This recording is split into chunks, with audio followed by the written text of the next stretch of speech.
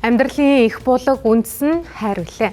За ялангуяа гэр бүлийн гишүүд бие биенээ чин сэтгэлээсээ хайрлах нь аз жаргал, баяр хөөргийг улам нэмэгдүүлдэг. Тэгвэл хорвоогийн хамгийн аз жаргалтай хайр халамжаар дүүрэн гэр бүл гэж өөрсдөө тодорхойлсон онцгой хөөрхөн Батукагийн гэр бүлээс сурвалжлага бэлтгэлээ. Цахим орчинд онцгой хөөрхөн Батука нэрээрээ танигдсан Бат мигмар нь төрөлхийн уналт таталт хавсарсан тархины саажилттай. За энэ нь тэдний гэр бүлийн хувьд хайраас гадуур үлдэх шалтгаан биш гэдгийг ээж нь онцлоллоо. Юунд хаашаа ярьж байгаа мэдэхгүй шуургалан өнгөрөх өнөөгийн нийгэмд та гэр бүлийнхэндээ цаг гаргаж чин сэтгэлээсээ хайртай шүү гэж хамгийн сүүлд эзэн хэлсэн бэ. Энэ асуултыг өөрөөсөө нэг асуугаад үзээрэй. Бид харин энэ асуултын бодит хариу болсон бие биедээ үргэлж хайртай гэж хэлдэг нэгэн гэр бүлийг олж утсан юм аа.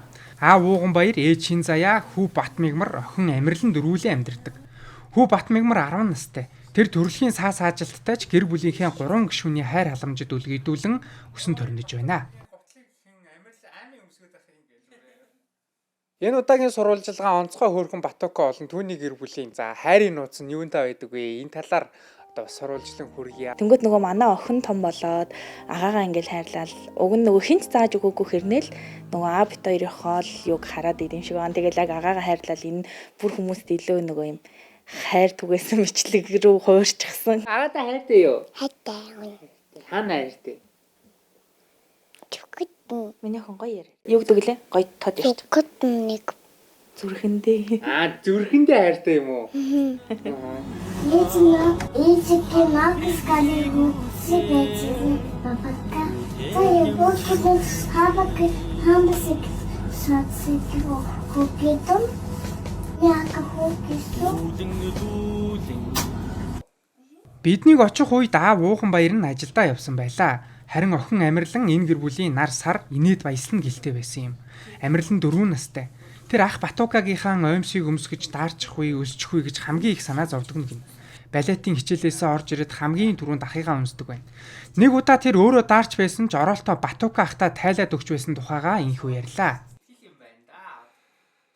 Ингээд би уулаа даалал бабики голетик зөөг ингээ масит бэкэт миний болоод Бид нар хоорондоо ирдэг. Миний өө чинь айгүй царайлаг. Тэгээд нэг үеийнхэн дундаасаа бас нэлээд өсөглөн өндөр яг ингээд өндөрийг үзэх юм бол тэгээд гар хуруу гэл ер нь бүх юм нь миний өвч бүх юм төгс болохоор бурхан атаархаад толгойг нь ингэсэн бахаа гэж бидэд нөхөр их хоёрын гол нөгөө барьдаг зорилго гэх юм бол нэг нэгэндээ нэг гомдлохгүй байдаг байхгүй юу. Тэг яг нэг амар хоорондоо ярилцаж хийдэж байгаагүй ч гэсэн би одоо гэртээ хүүхдээ хараад хоёр хүүхдээ хараад ингээл ганцаараа өдөрчөнгөө ингээд байна гэж одоо ядарж ийн гэж нөхөртөө гомдлохгүй. Эсвэргээрээ манай нөхөр би ганцаараа ажиллаад гэрийнхаа те бусад бүх асуудлыг зохицуулж ийн гэж эргээгээд ингээд гомдлохгүй. Нэг тийм байдгаараа л арай нэг жоохон ийм халуун дулаан байж чаддсан болов. Шууны баг надтай гэдэг шиг охин Амирлангийн хувьд энэ гэр бүлийг оройдоо хамгийн ихээр инээлгдэг нь гэдгийг ээж нь хэлж байлаа. Гэрийн эзэгтэй шин заяа ярихдаа бид хоёр үрийнхээ төлөө хийж чадах бүхнээ дайчлан амьдарч байна. Батука маань анх төрөхдөө эмчийн буруугаас бол саажилттай болсон. Гэтэ ийм нөхцөл байдалд орсон ч бид хэн нэгнийг буруутгахыг хүсээгүй. Харин бодит байдлыг хүлээн зөвшөөрч хамтдаа даван туулж яваа хэмээн ярив. Тэд түгээ эмчлүүлэхийн тулд үзүүлж харуулаагүй газар бараг үгүй гинэ. Тэрбээр хүмүүс минь битгий бидний амьдралыг шүүж хүмжлээрээ хүүхэд бүр хайр халамжийн тунд өсөх хэрэгтэй хэмээн онцлсан юм а.